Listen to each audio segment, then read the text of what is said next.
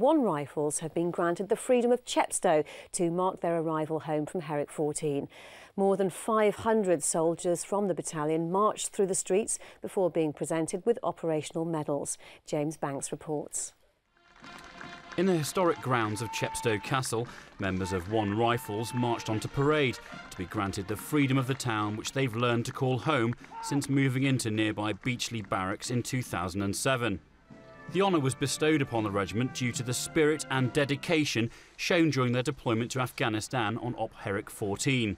Traditionally, the honour of awarding the freedom of a town means that the people of Chepstow will now let One Rifles parade through their streets, led by the regimental band, with bayonets fixed and flags flying. Whilst the soldiers weren't bearing arms today, it was clear by the cheering crowds that they didn't need cold steel to command the respect of those that had turned out to welcome them. Very emotional. It's good to have him back. I'm so proud of my husband for what he's done for his country. We're watching our dad. We are. You're watching your dad? Yeah. And where's your dad been? To Afghan. My grandson's marching today, and he's just been replaced in Afghan by 4 rifles, and they need the support, so seeing this give them some encouragement.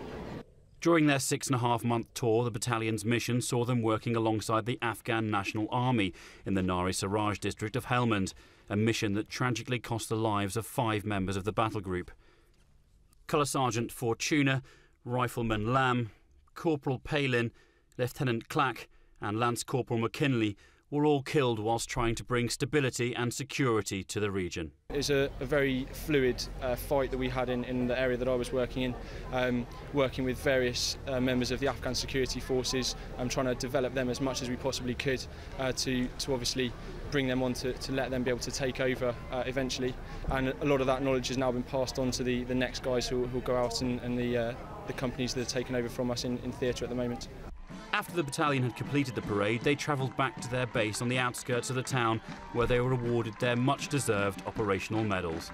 James Banks, Forces News, Chepstow.